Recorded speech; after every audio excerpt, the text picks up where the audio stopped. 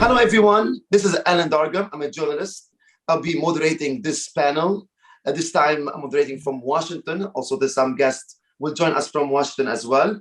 The May Shadia Foundation Media Institute is conducting the panel entitled Election, the upcoming Lebanese presidential election and the role of external players under the project Renewing Lebanon's Political and Economical Structures, in partnership with the Public Affairs section at the U.S. Embassy in Beirut.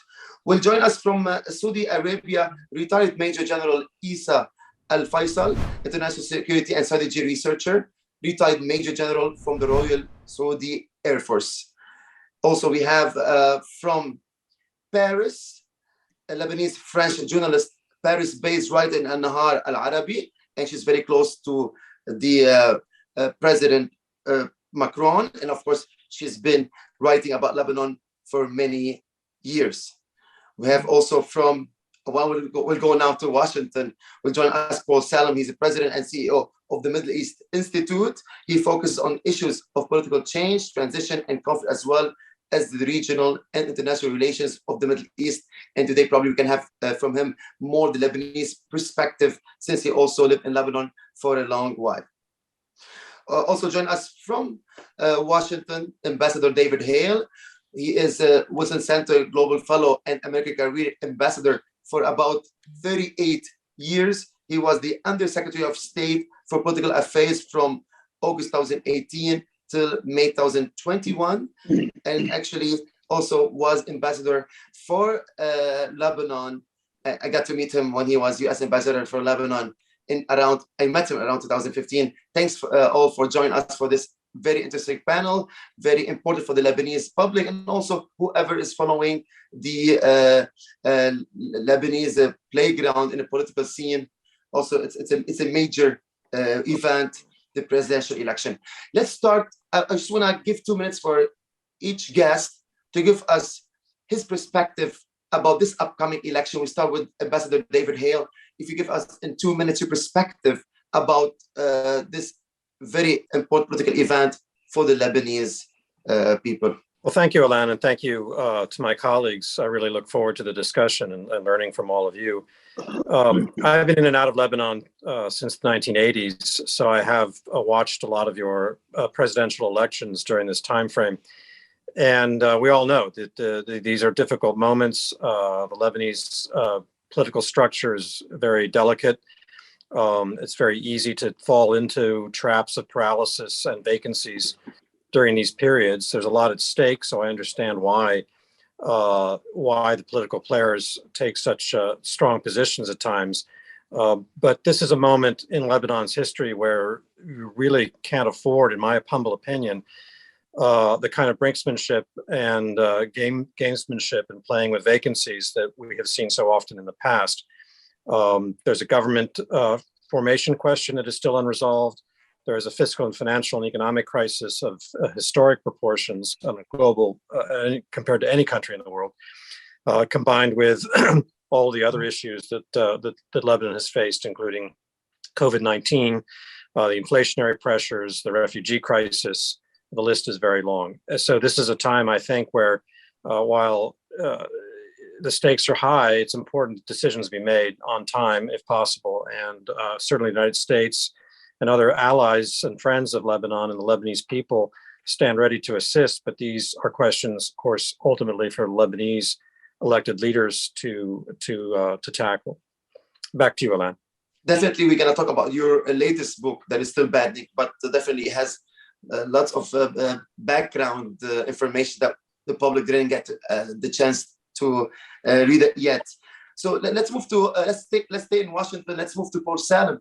Please take your 2 minutes and give us your insight about this upcoming event.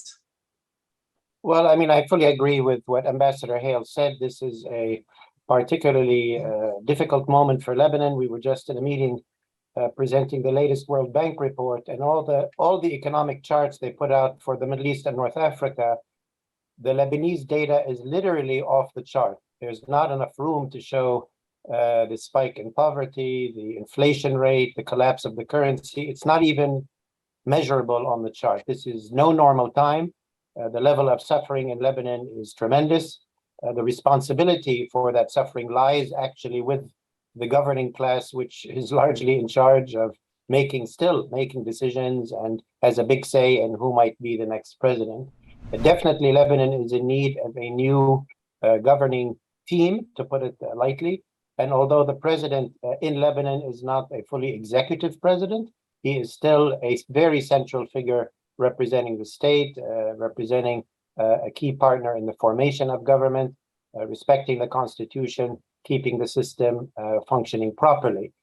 So I agree with Ambassador Hale, no time to play the usual games, but rather to try to agree on a strong president who has strong views on sovereignty, strong positions on corruption, has a keen attention to the desperate need for economic reforms, for real work with the IMF, and after seriously working with the IMF, that will unlock support from the international community, from the West, but certainly also, and hopefully, if we do the right things, from our friends in the Arab Gulf countries. I'm not extremely hopeful that the presidential process will proceed efficiently and quickly. I hope it does before the end of October and the term of the current president. I am afraid of yet another period of constitutional vacancy. I hope we don't get there. One thing, obviously, that it's on everybody's mind as well is the very important process of the demarcation of maritime borders between Lebanon and Israel. The US has played the main mediating role.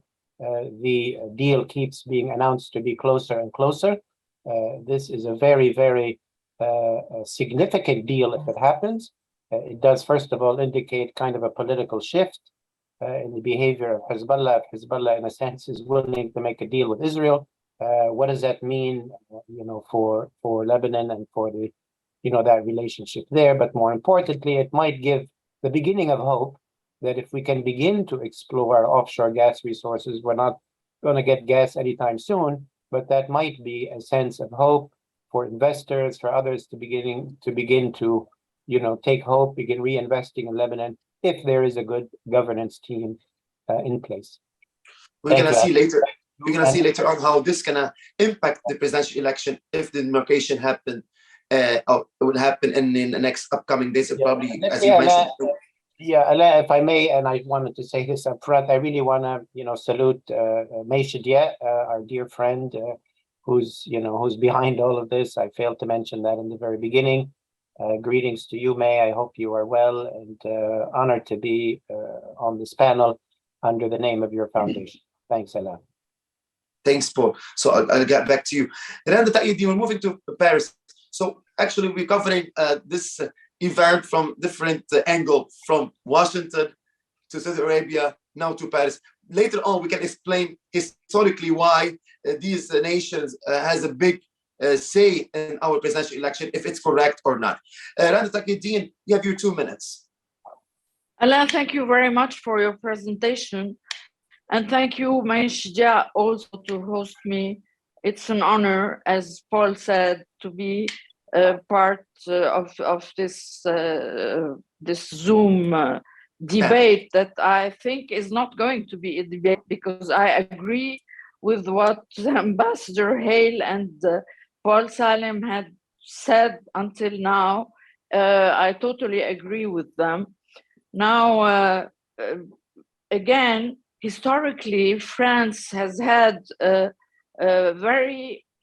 public opinion in France is very close to Lebanon, and they're very interested in Lebanon.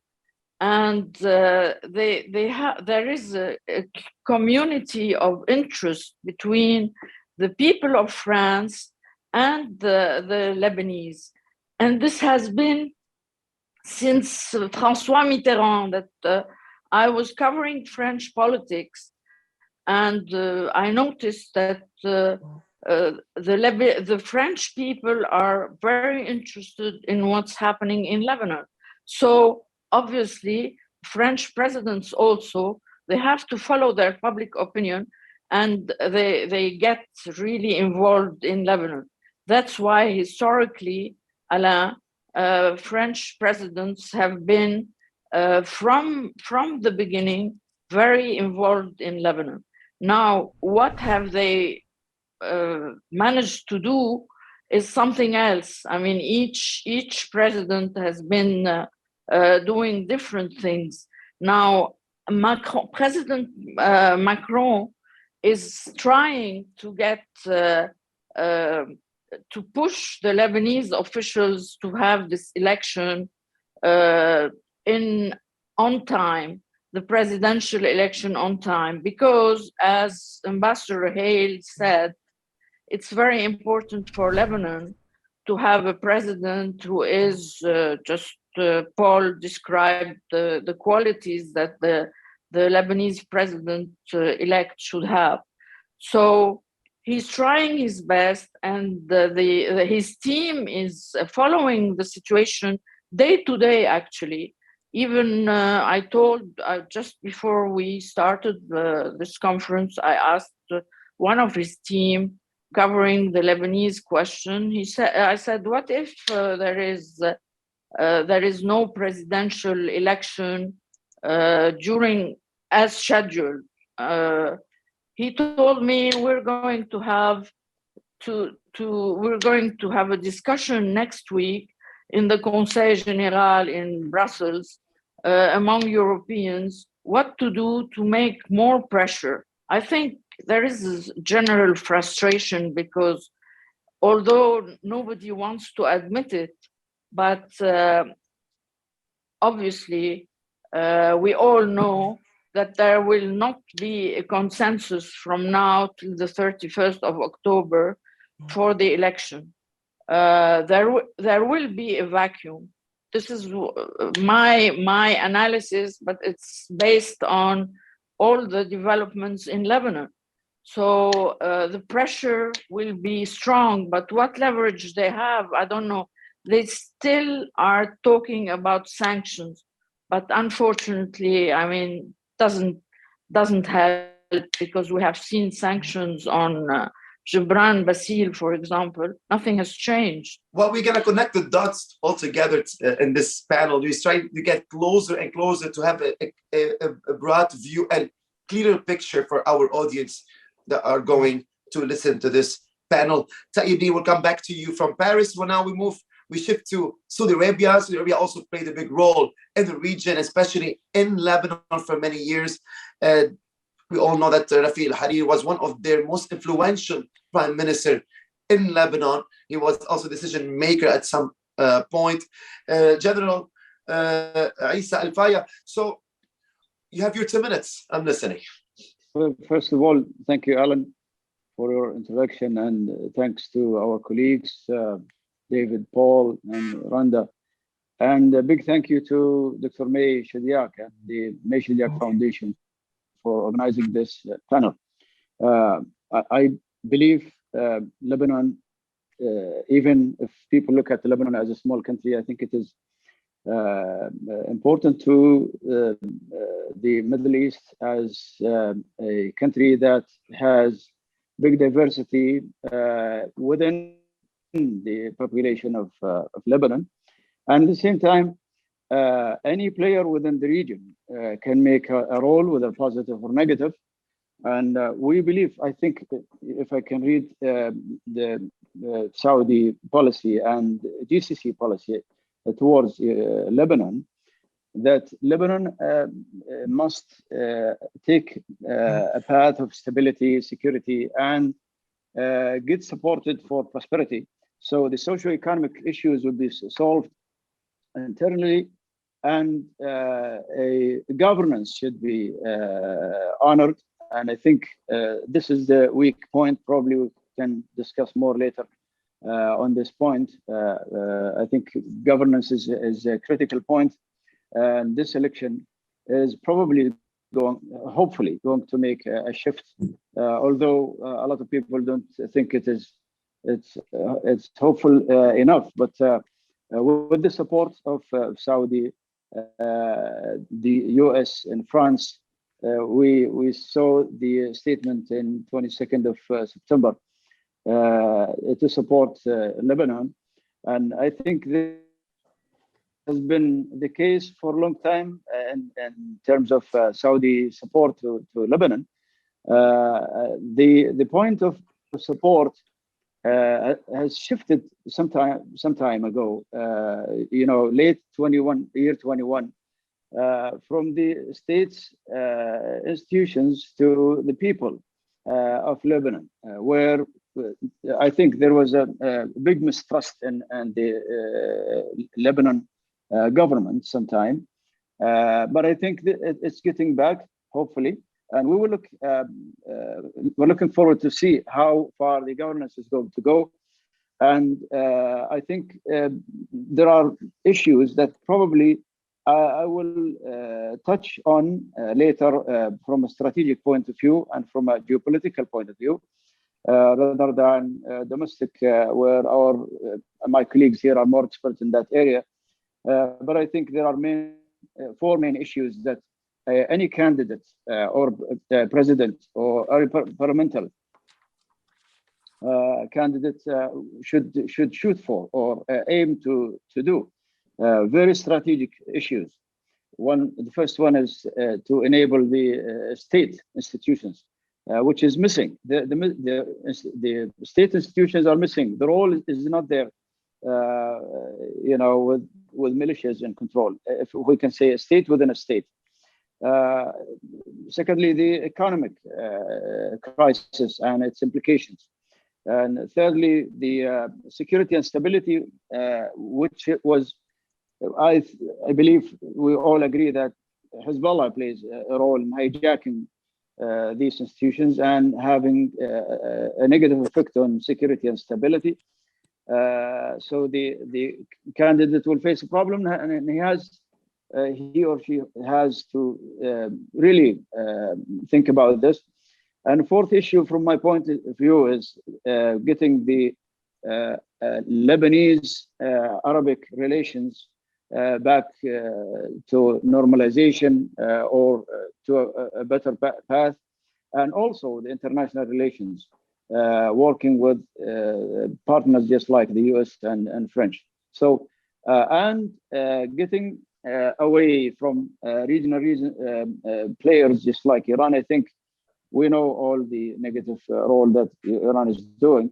And I think this is a big shift if we can deal with these strategic issues from a governance point of view, from a domestic point, in a cooperation with Saudi Arabia, GCC, and co-partners in supporting Lebanon. I'll stop here for the time being. No, definitely. I have a lot of questions follow up on your points that you mentioned, especially the interest of Saudi Arabia now regarding Lebanon. Especially there's a shift when Crown Prince MBS came to power. We should a big shift regarding how, or maybe changing some policies regarding Lebanon. I want to come back to you. Let's go back to Washington. What is the action is happening now on many other issues regarding Iran, Yemen, but today we have a topic about Lebanon also. Maybe it's not the priority for the Biden's White House, but let's see what David advised some outside players regarding the upcoming election in Lebanon. So in your book that is about American diplomacy toward Lebanon, you advise some outside players how to deal with this upcoming election. What was your advice? And also want to do a follow-up questions on what you mentioned earlier.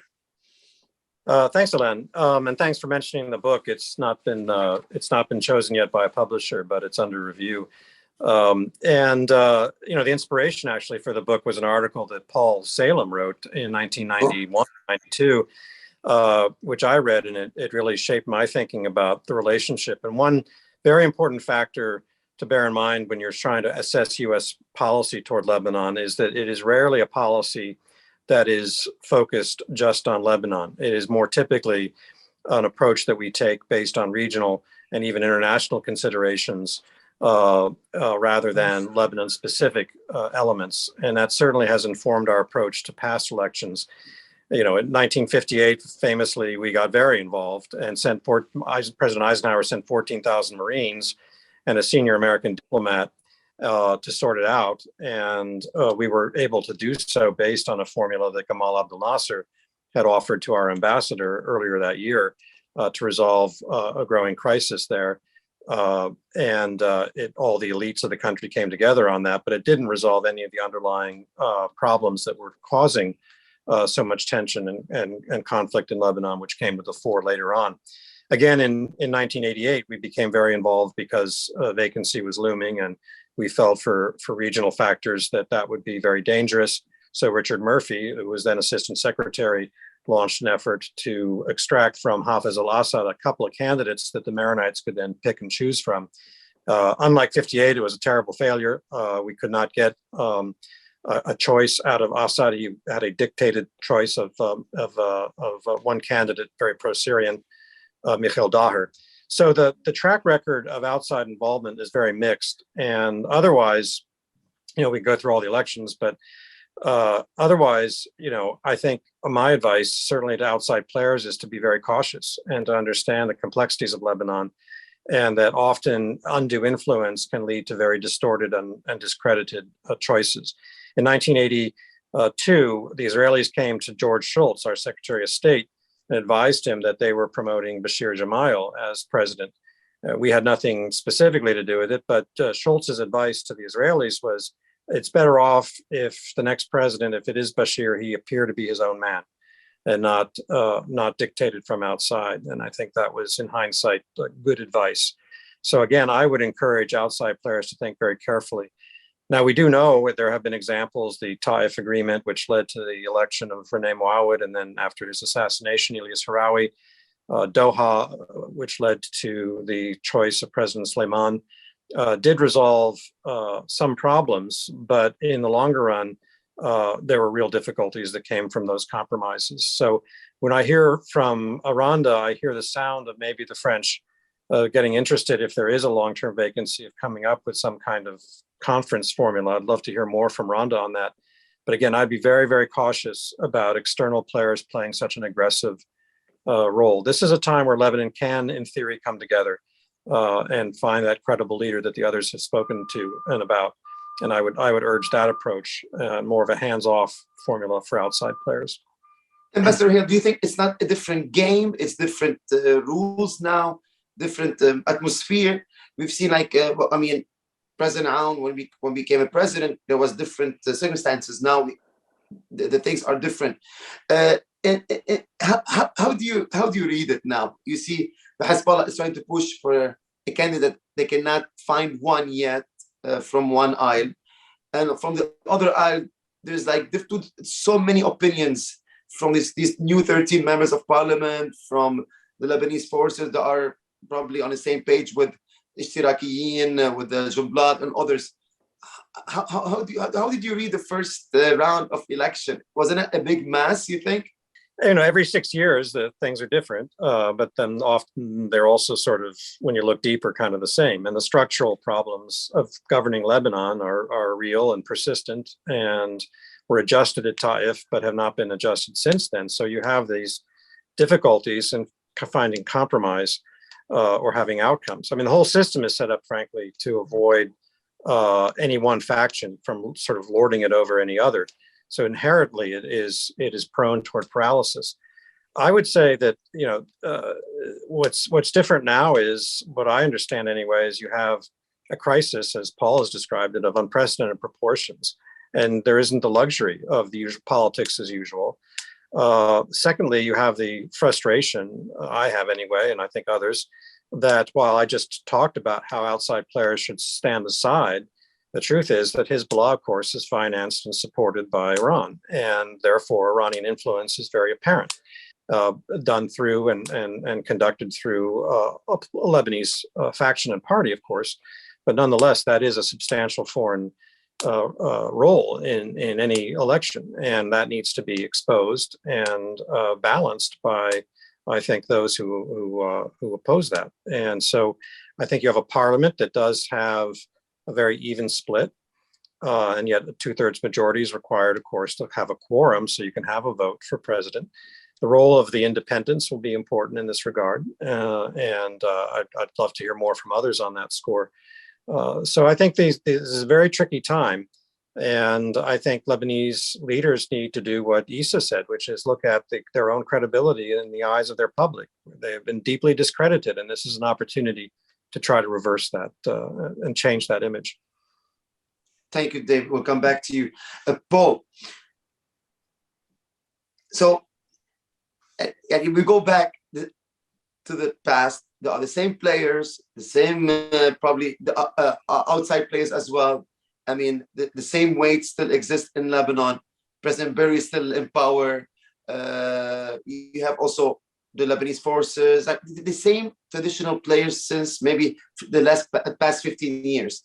And there was always difficulties to find a path or to find a smooth path to elect a president. Always there must be something or some obstacles. Do you think in this year election, is it different? Well, first of all, I do want to commend Ambassador Hale's upcoming book. I know it's not out yet, but he did me the honor of allowing me to read a draft. It really is a must read. It's a very, very thorough, very thoughtful study of the whole course of the U.S.-Lebanese relationship within the regional context, even the international context. I mean, I agree with Ambassador Hale. A lot has changed. A lot is also the same. What I would like to maybe say a bit more about is focus on the internal. At the end of the day, the decision to elect a government or, elect a president or form a government is in the hands of the members of parliament in Lebanon. Obviously, some of them are part of Hezbollah, backed by Iran. Others maybe have some sort of relations here and there, but 70, 80, 90% of the work that needs to be done in the country, in Lebanon, by the groups there, by the leaders there, and by the members of parliament. And when I sort of zoom out, as they say, and look at some of the changes that happened in the last 2-3 years, I do not minimize the political change that I think is gradually taking place. You saw a little bit of it in the outcomes of the elections, a surprising breakthrough of a new number of candidates, despite great division in the opposition, lack of unity, and all of the conditions we knew. Something is happening in the country. And I think that over the longer term might bear important results. But indeed, the country and the parliament is divided pretty much half and half, which is why I said, and I agree with Randa, I'm not very optimistic that there will be a consensus before the end of the current president's term. I do think, and I have said many times, that I think the international community, within the bounds of international relations and diplomacy, use its good offices, use its influence in a above-board, diplomatic, correct way to urge the Lebanese to help, to put legitimate pressure, since Lebanon is asking for help. That help can and should be conditional on Lebanon doing its homework, electing a president, forming a government, undergoing reforms.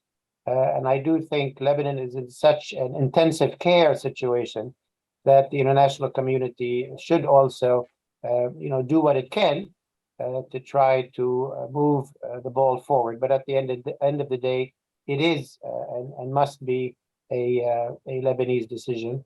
What has changed? I think the regional dynamics have changed somewhat. Part of that is shifts in the Gulf, which are very different, a different place than we were before. Relations of Israel with Israel, obviously, are dramatically different than they were a few years ago. And I did indicate that Lebanon itself is negotiating with Israel, with Hezbollah's, effectively participation on maritime borders and so on. So that's a very new dynamic. One thing that sort of hangs over Lebanon, because of the tremendous Iranian influence, is a big question mark about U.S.-Iranian talks and a return or not to the JCPOA. We still don't know, and we're not going to know. Do we need to relate this event, the American and Iranian talk, to the presidential election? It does have so much impact. Well, it's hard to say directly, because I do think Hezbollah, as it's doing, I think, in the maritime talks with Israel, they do make a lot of their own decisions about things that don't necessarily affect, Iranian security directly. And I think in the presidential and in Lebanese politics, they do play a lot of their own gain. But yes, I think it's not a long shot. So Paul, let me just try to also add something here, because I'm trying to follow up what you're saying. So the change of behavior of Hezbollah and not put a veto on this talk between Lebanon and Israel and allow this demarcation, because we all know if Hezbollah is not happy, this demarcation will not take place in at all. So this change of behavior, do you think Hezbollah is willing to make this election take different path instead of just being stubborn that they don't have their full candidate? Maybe they can find somebody that could relate to, for the other team.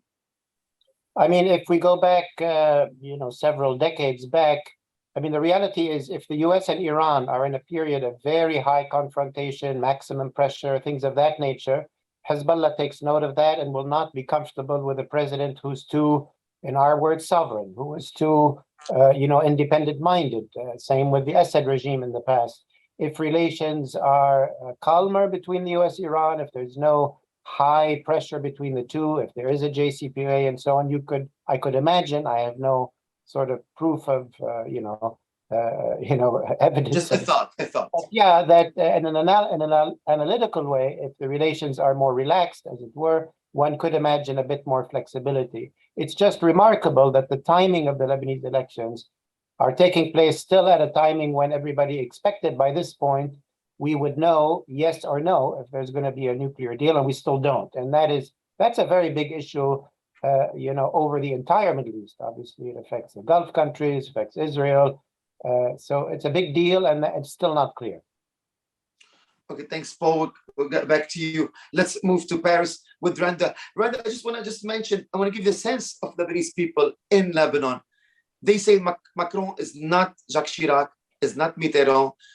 Macron failed to push any pressure, policy, or opinion on Lebanese politicians, starting after the blast of 4th of August and also what happened in the revolution after 17th of October. So in other words, Macron does not have any impact on Lebanese politicians. He's out of the game. What's your thought on that?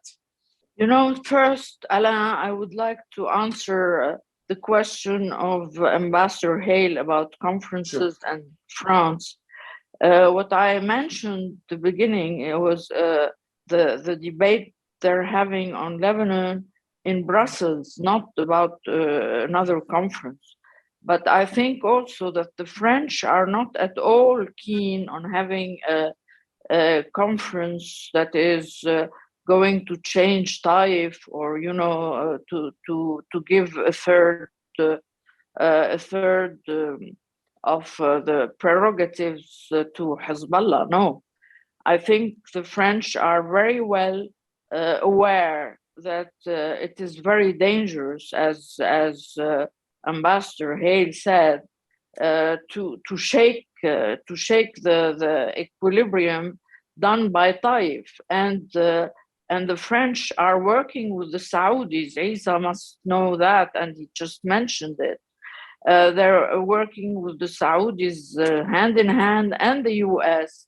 So I don't believe there will be a conference to discuss the powers. Also now, the Iranian internal situation is inviting itself in politics in France. So they know they cannot approve of what's happening, of repression in Iran, and of course that has an impact on the whole policy of France towards dialogue and Iran. Now you're asking me, Alain, about Macron. I think Macron tried his best, honestly. He did burn his hands in going to see the political parties, the heads of political parties, and that he believed them, that they're going to change everything. And a few mistakes he has done, actually. where when he talked to the representative of Hezbollah during the meeting with Muhammad Rad asked him for something specific. He said, we don't want to hear about an international inquiry about the blast of the port. And the French president told him, I'm not going to talk about an international inquiry. It's going to be a national inquiry.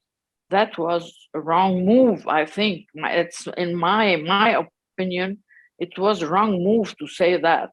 Also, the wrong move was when he said from the beginning that this blast was accidental. I mean, who knows? The French are still saying we need to have the results of the inquiry. That if they need to have the results of the inquiry, why to say from the beginning it is accidental? Because Macron wanted to achieve something he could not achieve. But the merit of Macron was that as soon as he knew about the blast, he asked his team to prepare his trip. So he was really involved. He got involved directly, and he rapidly went to see them. Maybe the second trip was a bit wrong when he pushed them and he pushed the political parties to agree, etc.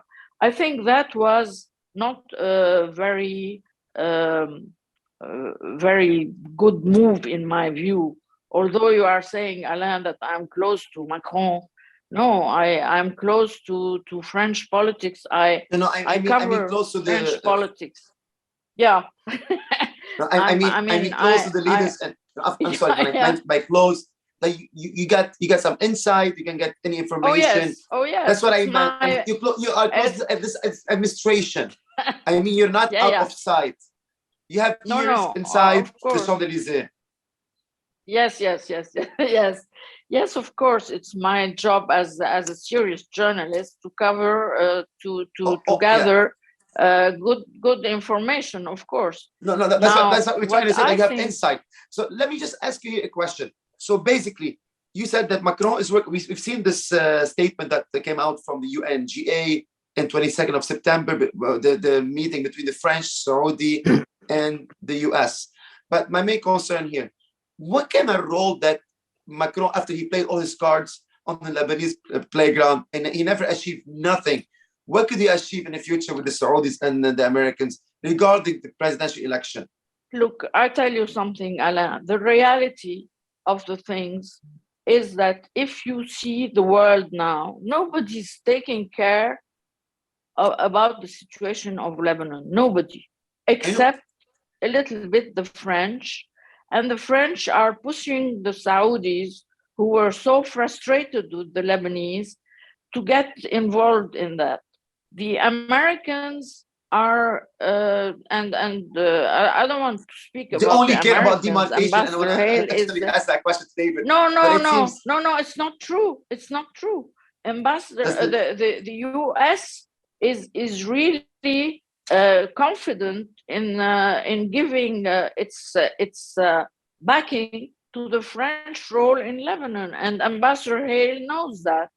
They just gave the French the possibility to play this role, and they support them in that. But the fact is the only country today that is really trying to do something. Maybe they're not succeeding because internally there is no success. Just like Paul said, 78% of what is at stake is from inside, not from outside. But I think the French are mobilizing the help of a lot of countries, and primarily Saudi Arabia. I was with the French president when we went to Saudi Arabia, to Jeddah, and he saw the Crown Prince Mohammed bin Salman. And believe me, it was a big, big, big advancement because the crown prince didn't want to talk about Lebanon, and he was really frustrated about all the help that went that was totally, and so I think that the French, it's not true that they're not doing anything. They are trying. I'm sorry. I did not say they're not doing anything. Definitely, I saw also how Mikati was involved in many meetings at the UN with Macron. He meant to bring him on the very important meetings. That's not my point. My point is very simple. Does Macron has the power, the influence to impact the politicians in Lebanon and to take the direction to elect or to make this process faster than ever? The presidential election for sure. I really think, Alain, he can pressure with the help of the US and Saudi Arabia. These are two very important countries. But who's going to talk to the Iranians? Who is going to talk to the Iranians regarding this event? Because the Iranians might be the obstacle. The Iranians are controlling this the say in Lebanon. Alain, the Iranians are big liars. I mean, I'm not a diplomat. I'm telling you things as they are. When President Macron saw Raisi in New York, he was talking to him about Lebanon in details. Raisi pretended he's not as aware as President Macron about the Lebanese situation. There are two possibilities. Either it's only Hezbollah who decides with the Iranian backing, or that Iran is lying, that we don't know the situation in Lebanon. We are not really taking usually in the past, Randa, Soleimani was in charge to apply or to oversee the region. It could be possible that the new the guy came after Soleimani also does the same role. Let me go straight to Saudi Arabia now. We'll get back to you, Randa. So Randa just mentioned that Crown Prince was not interested to even bring up Lebanon on his meeting with Macron. He's frustrated in her opinion that the Saudis and the French and the Americans are pushing Saudi to bring back the interest on Lebanon. What's your thought on this, General?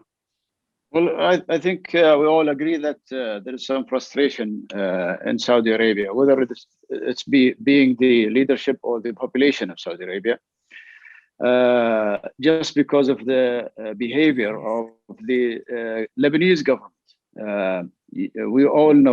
We remember when last year, 2021, in October, I think, there was some kind of boycott, and not only Saudi, some GCC countries, Kuwait, Bahrain, UAE, pulled out their diplomatics and sent the Lebanese ambassador because. But you punish the Lebanese people as well. Like we don't get to see no more Saudis coming to Lebanon. It's like also punishing the Lebanese people. And I think the Saudi people stopped going to Lebanon because it was not as secure. From the boycotting as well. I understand, but there was, I think there was a clear antagonism by some figures, Lebanese figures, who were officials and some other non-officials. So it brought Lebanon to some non-secure place, just like before. And I think security is of a great matter of people.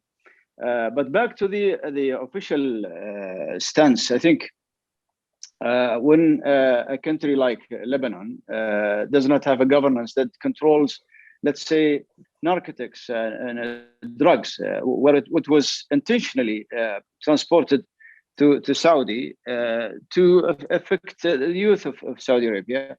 I think Saudi had the right to stop or have this kind of decision of boycott because it was a kind of exacerbated. The government never took an action. The support in the past was to the institutions. Look, if we ask a question of what does Saudi Arabia want from Lebanon, I think the answer is Saudi Arabia wants Lebanon to be a stable and want to deal with a state institution, the government, the parliament, the Lebanese army, Lebanese security forces, and other government institutions. This has been not the case since October 21, and I think something like 5 to 6 months later, there has to be some, support for the Lebanese, and I think the point of getting the states back, the state institutions back, is first of all, and that is why the trio statement of the Saudi American French came up with. We want to support these Lebanese elections because government, a good government, can bring all of these, can assure security of the domestic Lebanon, can have better relations with the regional and international arena, can stop smuggling drugs and stuff like this to Saudi borders, GCC borders. At the same time, can enhance a better socio-economic situation in Lebanon and have a better control of the finance lines, where any support to the central bank can be in good hands. Otherwise, this should not continue. A lot of, there is a huge number of Saudi population who are really frustrated, not only the leadership, because of the behavior. It gets to the top when some Lebanese officials, just like the Minister of Information, for example, thinks that fighting Iran in our borders south, down in Yemen, is not a just war, and he thinks that Houthis are defending themselves. I think this is totally not acceptable. But I think when coming back to the homework, as Paul has said, when he said the government of Lebanon has to do its homework before you expect support of Saudi government or any GCC or even French or Americans. And I think we all know that Europe is in also some kind of crisis, economic problem. Started way earlier, before the Ukrainian crisis.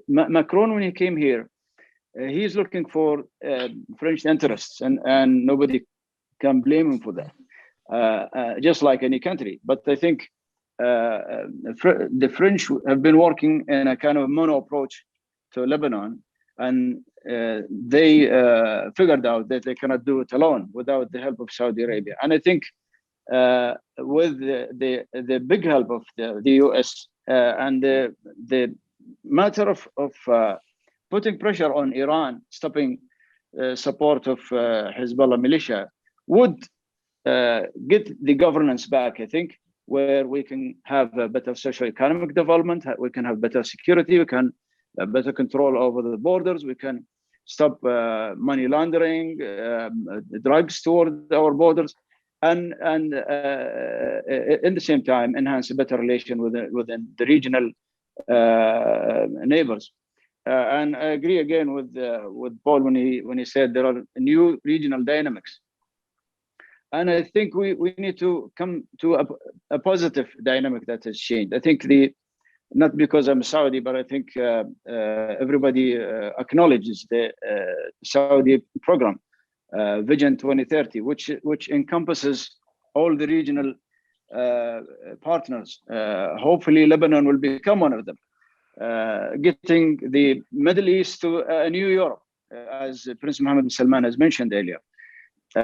this is an integration, starting with some economic integration. We saw the line of Iraq, Jordan, and Egypt, who have the power lines connection. This is a very good launch from an economic base.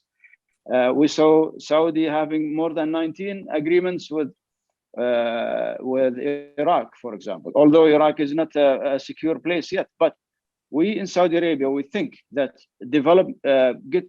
helping the development inside, socio-economic development inside Iraq will get back security, hopefully making the formula opposite for better investment and establishing it is in favor of the national security of Saudi Arabia as well as its neighbors.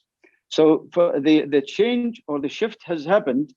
The main international players, just like the US, dealing with Iran, and the French have a history of playing a role in Lebanon.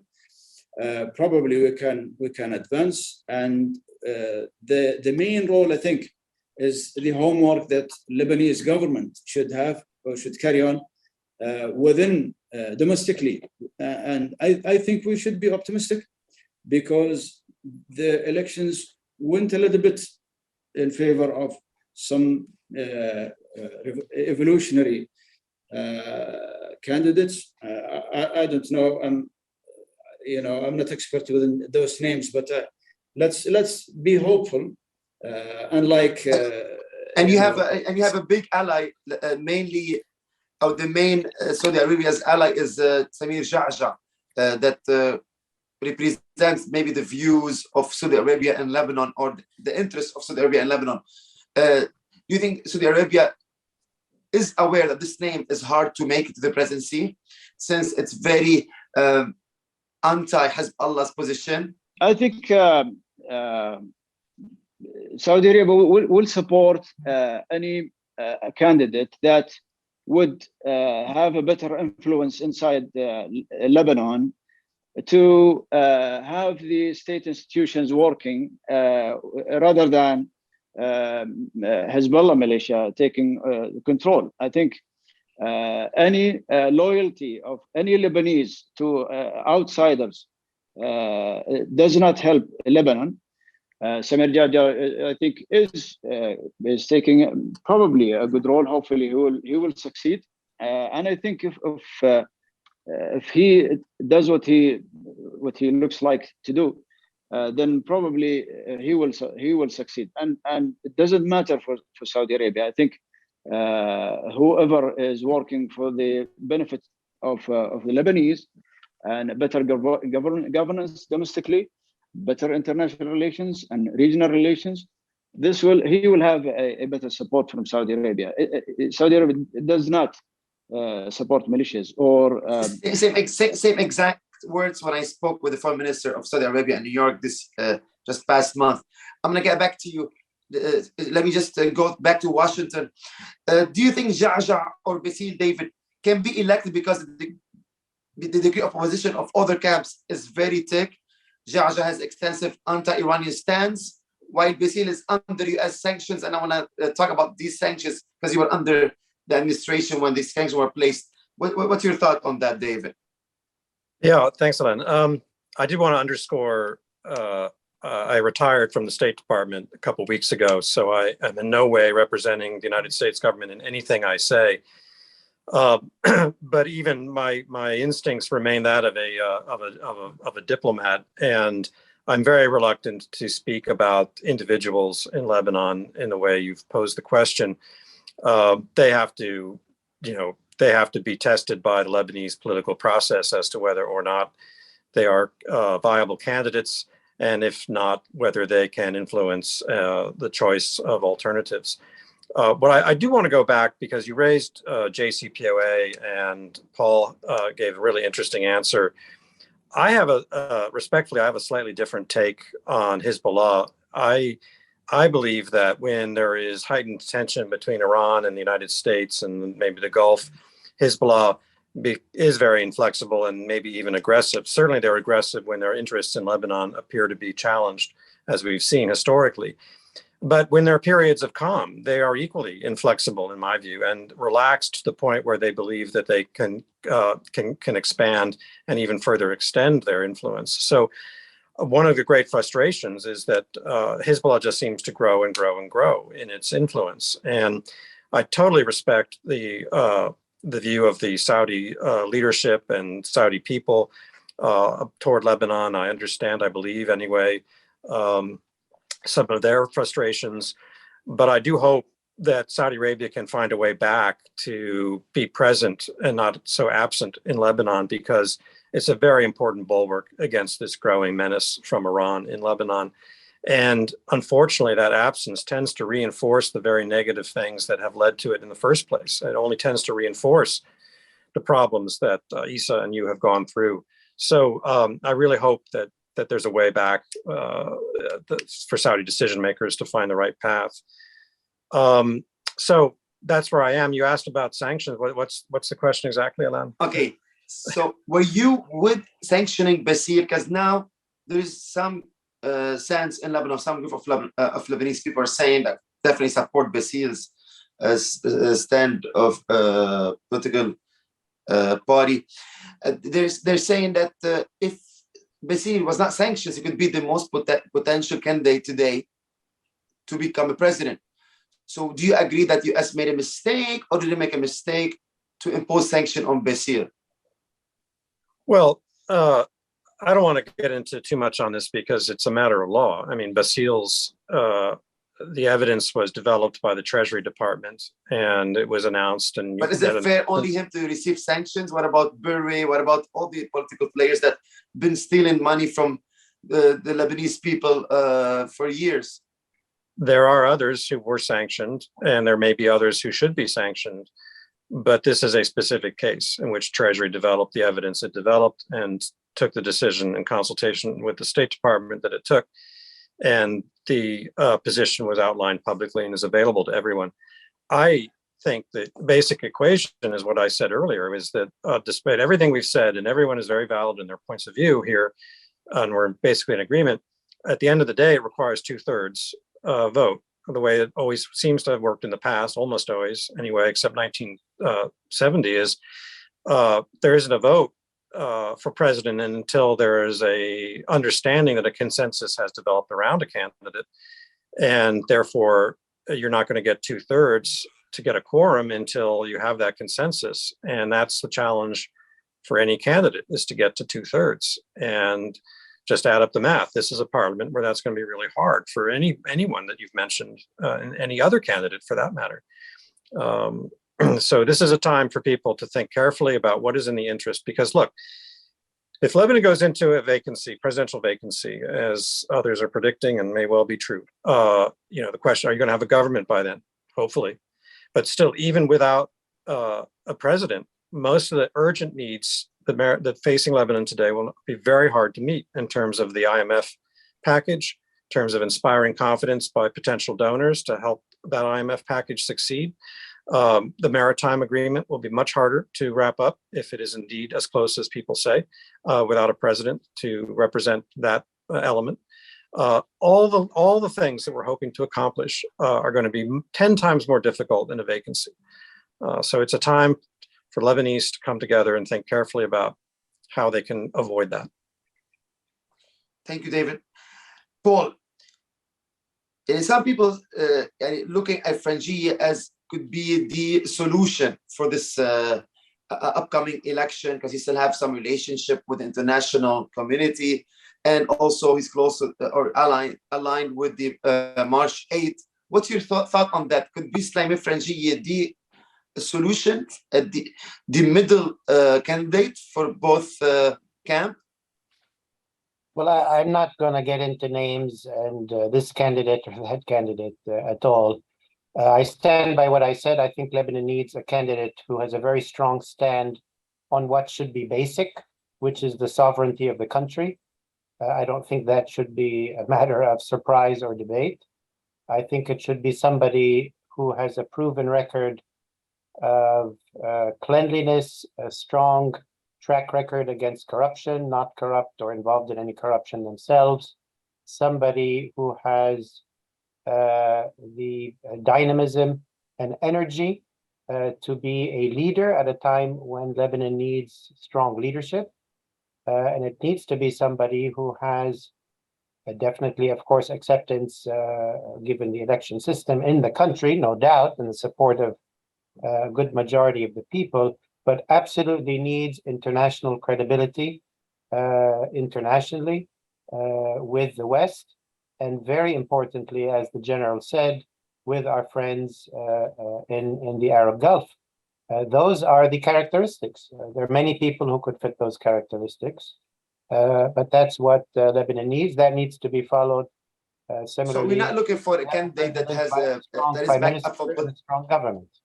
So, Paul, we're not looking for a candidate that then is backed up by a political party, scored a big result in the election. So we're only looking for someone could be agreed on from all parties. So could be not popular among the Lebanese people. No, just Alain, have the profile, you mean?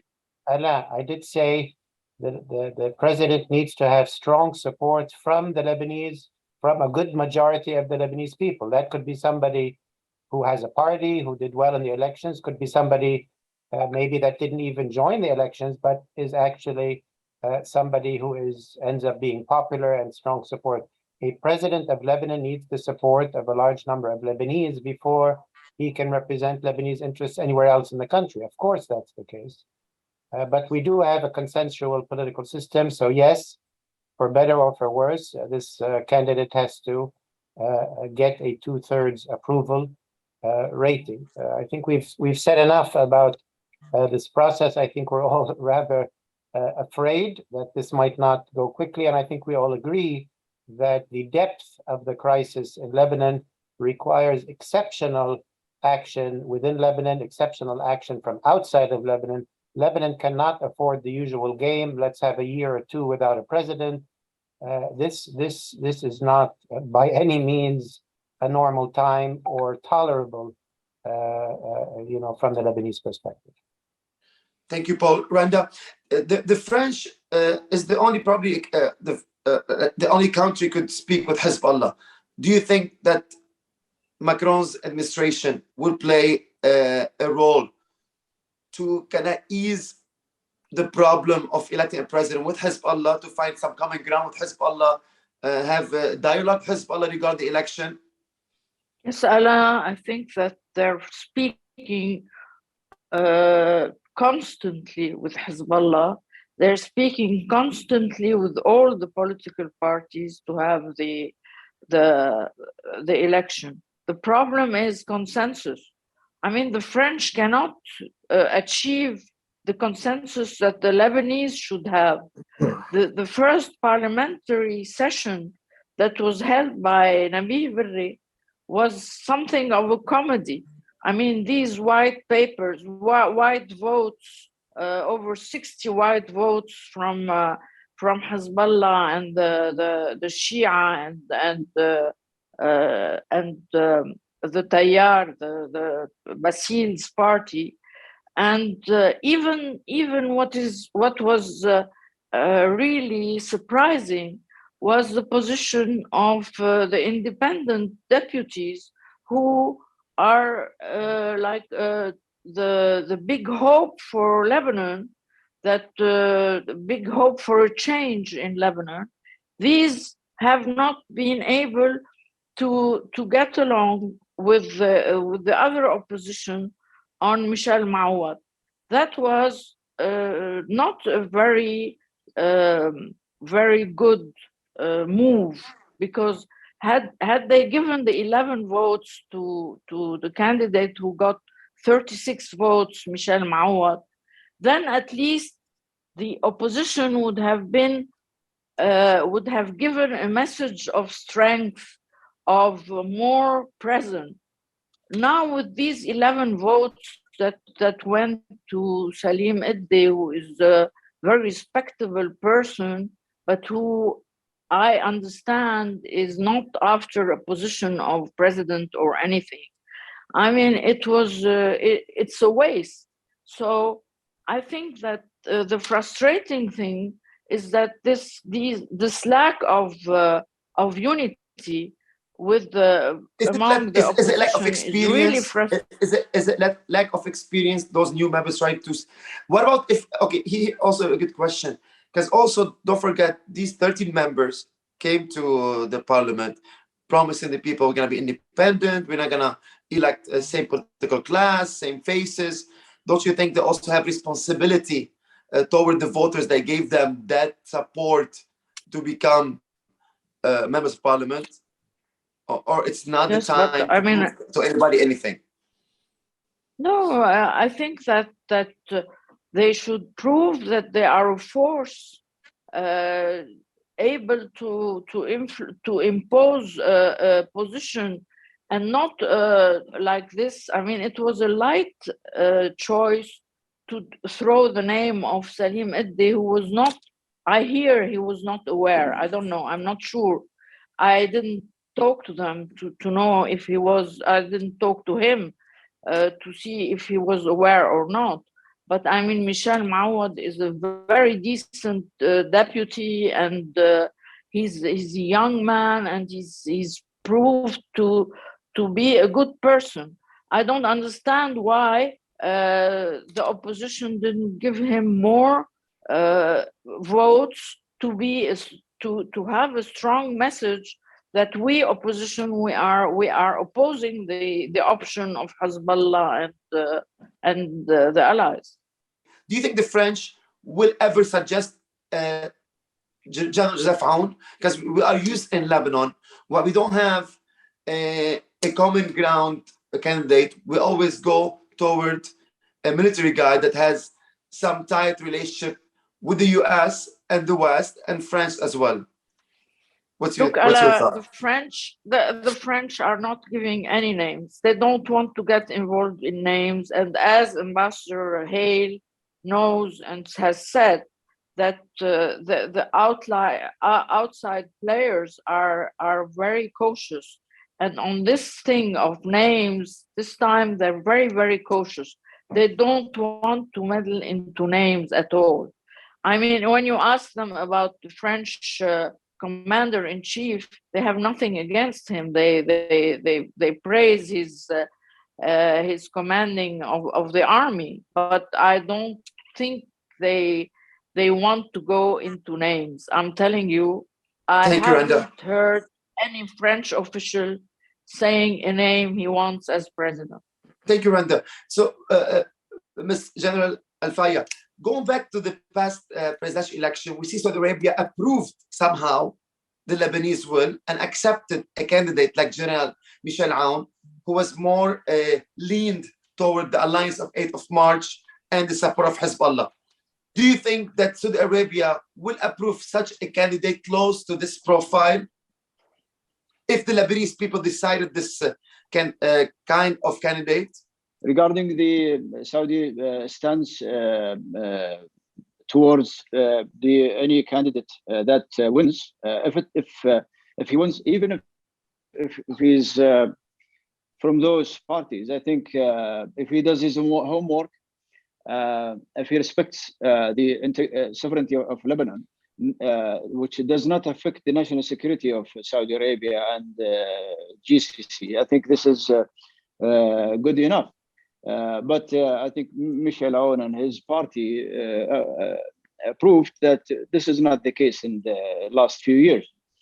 So regardless, I think Saudi will support any government or president when he really does his homework. I like this work. This word. I think the supporting the government and monitoring is the strategy of Saudi that's going to be in the near future.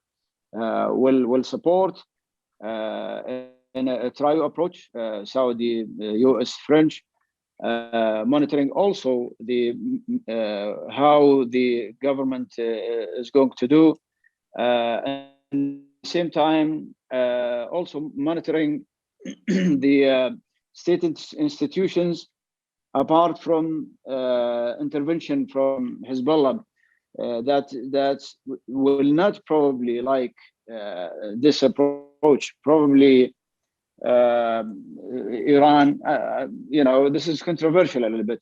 When Iran is in a turmoil, we're inside Iran, probably Hezbollah would suffer and maybe will not continue. Probably will find a way to exist and possess.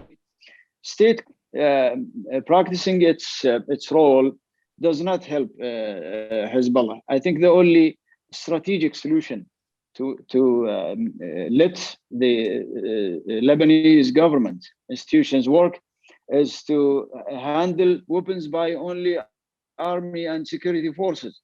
Why should we not discuss Hezbollah handing weapons to the government? If Hezbollah is going to, discuss borders with Israel, then there is no more threat, hypothetically. So these are, questions that Hezbollah and Iran only can answer. And I think the US will have a big role, and also not to forget, the Germans, I think, have shifted a little bit from their supporting role to Iran. We remember in 18th of August 2020, when there was a ban to continue on Iran weapons, and Germans and French and British stood against this resolution. And I think the Germans today understand, because of their economic situation, that the real partner is not Iran in the region. And I think this some kind of narrative is changing as well. How is this going to affect geopolitically on Lebanon? Probably we need to see how the new president and the new government in Lebanon would act towards these dynamics. The president, new president, whoever he is, must figure out who is in favor of Lebanon regionally and internationally after doing the homework. And in the same time, they need to isolate militia out of the decision-making process within Lebanon. This is probably it's very difficult. Again, let's be realistic here. It's very. Okay. I mean, there's a group elected by the parliament. They're allied by we're talking about root cause and root. Yeah, I do understand, but the problem in Lebanon, it's very complex. You have this group of Hezbollah is allied with a major political party, the Free Patriotic Movement, which is a Maronite, and also they have Berry in the game, and so it's more complicated than this. I'm gonna get back to you actually, but I'm gonna go to Washington to see. You said the US will play a big role. I want to know from David Hale.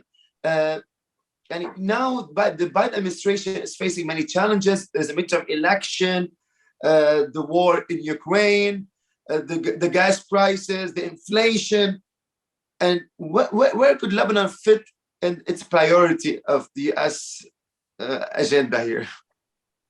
Right. Well, this is a problem in American foreign policy making, is bandwidth. And you're absolutely right, particularly during election season, it is hard for our policymakers to focus on anything other than the essentials. Lebanon does matter to the United States for no other reason than geography and the fact that it is a place where, unfortunately, instability can spread rapidly elsewhere. Unlike the French people, American people don't have that kind of deep emotional bond, but there are 500,000 Lebanese Americans, according to our census, and they care a great deal. And many members of our Congress and in the administration understand the complexity of Lebanon and understand the risks associated with these crises and want to help. But I would urge, and I know we're coming toward the end here, I would urge Lebanese to not expect salvation from this presidential crisis to come from outside. The solutions to these problems have to come from within. And if we see a solution emerging that has Lebanese authenticity, you can count on the United States, I believe, and all the friends represented from the different capitals we're speaking from today, I think, to weigh in and help. But absent that kind of authentic Lebanese direction, you're not going to see much coming from the United States, not because of our other issues, but simply because we would not have the ingredients coming from Lebanon with which to work. And also, I'm trying to also bring you the pulse of the Syrian Lebanon. They also felt during Trump's administration, there was more attention on Lebanon than this administration. Is that correct? Well, the previous administration had a different approach to Iran, and Lebanon was a part of that, in which we were trying to apply a maximum pressure on Iran throughout the region, including in Hezbollah in Iran and in Lebanon and, of course, in Syria. This administration can speak for itself, but I think that their priority is, again, as we see, to go back to see whether a JCPOA agreement is still viable. The courts are still out on that, jury is still out, but I suspect it doesn't look very good. And then after the elections, we may see a reassessment of where things stand.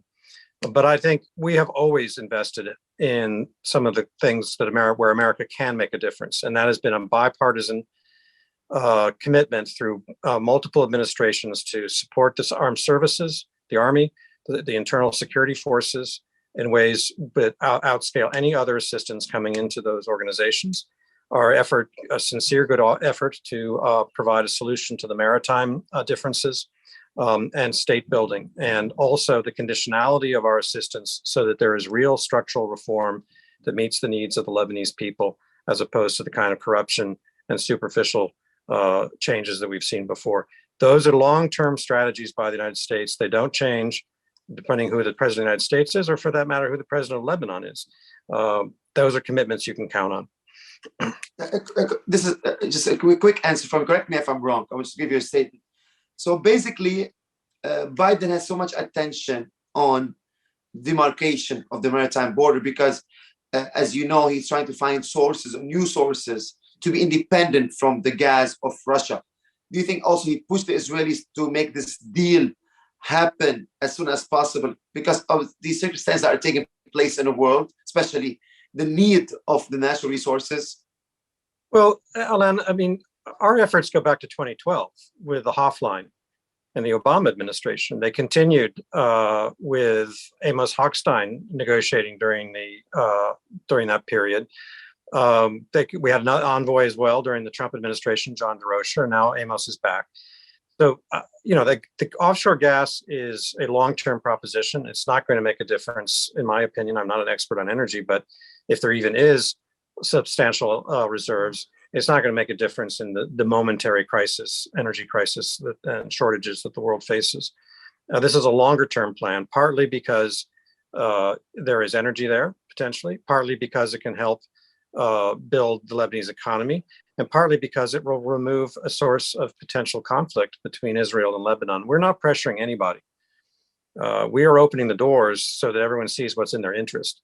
And I think that's very self-evident that an agreement is in everyone's interest. Thank you, David. Paul, so basically, this event is very complicated. We heard from you that you're given the profile of this candidate that could be the right fit for the interests of Lebanon, the Lebanese people could pick. And also we heard from Randa that the French could be a big mediator with Hezbollah to try to have a correct dialogue. So we've seen 46 rounds happen to elect President Alain. I mean, to solve all these problems that you're talking about, how many rounds we're expecting? How could Lebanon be without be without president, especially they're going through a financial crisis. There is responsibility in front of the IMF to achieve, and other responsibility toward the community that is going through hardship. Well, I also know we're out of time, and Alain, I have another meeting that I have to attend to, but I mean, I don't think I have anything more to add. I am afraid that we might have to have 46 sessions. That's what I'm afraid of. And myself and many others have said we can't afford 3 or 4 sessions. I said, what I view as the, outlines of the, I wouldn't even call it ideal candidate, but in my view, what a good candidate is. I'm well aware, like the general said, we might get a different type of candidate. In either way, we have to find a way forward. The country needs a president as soon as possible, needs a government.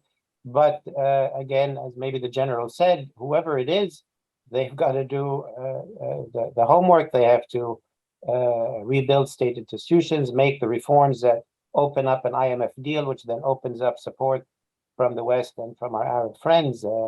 So I don't want to get stuck on. So since you have a part of discussion that we do a recommendation, what do you give a recommendation for the decision makers in the parliament? Just 1 or 2 quick ones. The recommendation is take the situation and the crisis of the country seriously. Go above your narrow sense of personal interest and sectarian interests and geopolitical interests. Find a president that can help the millions of Lebanese people who've gone into poverty as a result of the decisions of this ruling class. I know that I might be saying things that fall on deaf ears, but you ask me what I would say. I'm sorry, that's what I would say, and we have to do it quickly. It's not even we don't have time, we've lost time. I mean, as Ambassador Hale said, these maritime talks to start extracting at least our share of the offshore gas has been delayed for 10 years. A lot of it, from our side as well. It's a crime what's been happening in Lebanon. It's a crime. Now, what do you tell criminals? How do you tell them to reform? That's a tough one. But I did indicate I think there is some political change happening in the country. It's not enough, but it's a start. And I think in the longer term, I may be a bit more hopeful. And thank you. Thank you, Paul, for these recommendations. Let's get a recommendation from. Thanks for your time, Paul. I know you have a busy schedule and for participating in this panel. Randa, so just pretty quick, give us some recommendation from the Lebanese people before we move to Saudi Arabia, and we end with David with his recommendation for the Lebanese people or decision making parliament. I just applaud to what Paul just said. This is my recommendation. Honestly, this is we need somebody who really represents a new Lebanon, a person who is very far from corruption, who is extremely keen on getting the Lebanese out of the economic crisis, a person who represents the Lebanon we really love to have, somebody who will defend the independence of the country, far from meddling from Iran or from any other country. Really, this is what we need. We need somebody who would be an independent, sovereign, and honest figure who would mend the relations with the Arab friends, with Arab countries, and who would represent us very well. Randa Takieddine, thank you so much from Paris. Definitely we'll be in touch for other matters. Thank you for Maishi Diab Foundation again. And it has been an honor to participate with May, who is a very good friend. Thank you. Thank you, Alain. Thank you. So, General Faya, what's your recommendation from Saudi Arabians' point of view? I would say in probably 2 words, please, to the Lebanese, select Al-Qawi Al-Amin, the powerful and custodian. I would say the candidate that's going to be president needs to be hyper influencer. That is type of leadership he needs. The other thing is management. He needs a hyper speed management. There is no time, as we all agreed on. When we know that 80%, more than 80% of people are under poverty line, when we know that Lebanon is classified today as one in the top list of countries that are, plausible to collapse.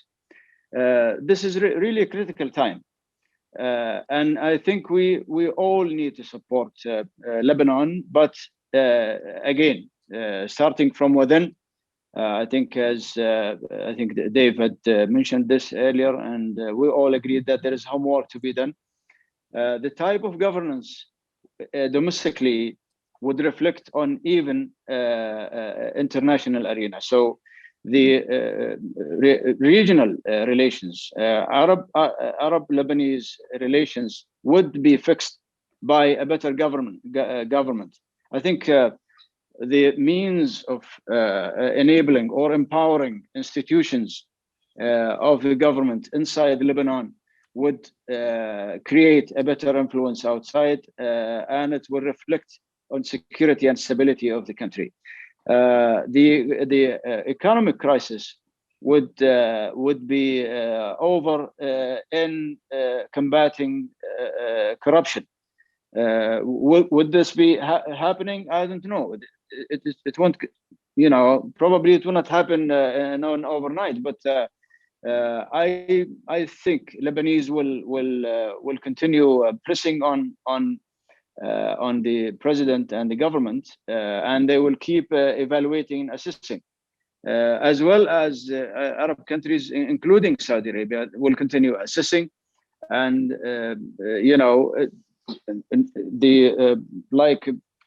the billions have been something like between 1990 and 2015, where Saudi Arabia has put something like $70 billion in Lebanon, whether it's be